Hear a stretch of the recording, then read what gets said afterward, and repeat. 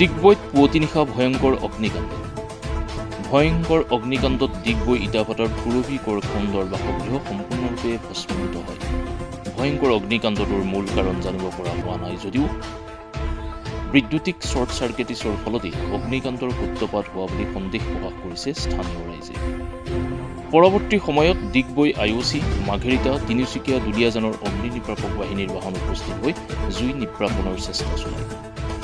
অগ্নিকাণ্ডটোত কেইবা লক্ষাধিক টকাৰ মূল্যৰ সামগ্ৰীৰ জুইত জাহ যোৱাৰ উপৰিও পুৰবী কৰখণ্ডৰ শাৰীৰিকভাৱে আঘাতপ্ৰাপ্ত হয় বুলি জানিব পৰা গৈছে। তিনিবাৰ চাউণ্ড কৰিলে, চাউণ্ড কৰাৰ পৰা মই সাৰ পাই গ'লোঁ। সাৰ পাই পেলাই তাৰপিছত কিকণ মেলি চাইছোঁ, মানে চিঞৰ বাখৰ কিকণ মেলি চাইছোঁ, তাত জুই। প্ৰথম ভাবিছিলোঁ ইয়াত দুদিনমান আগতে খুব হাতীয়ে উৎপাত কৰিছিলে, মানে হাতীয়ে কাৰোবাক কৰিলে নেকি। পিছত দেখিলোঁ নহয় বোলে, এটা জুই। ঘৰৰ ওপৰত যেতিয়া চালোঁ, তেতিয়া সেই জুইখিনি মানে সেই সময়ত মানে 3টা বাজিছিলে, তেতিয়া সেই জুইখিনি পূৰা এক্সট্ৰিম গুচি গ'ল। আৰু প্ৰকৃত কেইটা বজাত লাগিছিল জুইটো? প্ৰকৃত মানে এইটো কোনো ক'ব নাই, কিন্তু কোৱা মতে এইটো শ্বৰ্ট চাৰ্কিট। আৰু যিমানটো সময়ত 1টা-2টা বজাৰ পৰা আৰম্ভ হৈছে, মই যেতিয়া 3টা বজাত যেতিয়া মই চালোঁ, তেতিয়া মানে জুইকুৰা একদম এক্সট্ৰিম পইণ্ট। আৰু এইটো আছাম টাইপৰ ঘৰ আছিলে, কাঠবোৰ পুৰণা।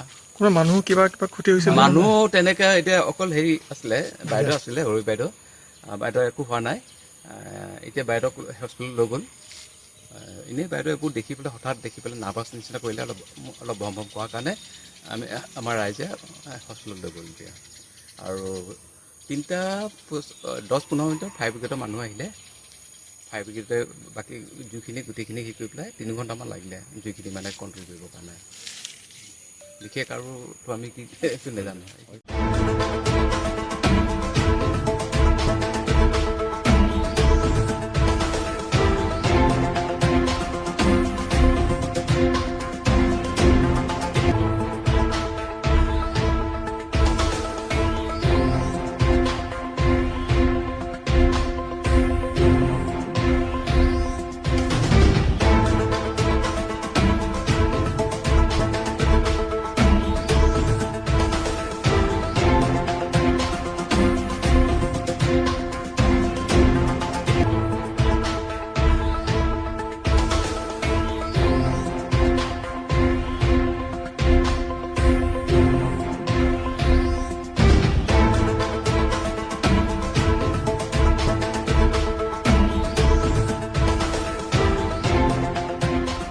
ডিগবৈৰ পৰা প্ৰতিবেদকৰ সহযোগত news desk report, my news and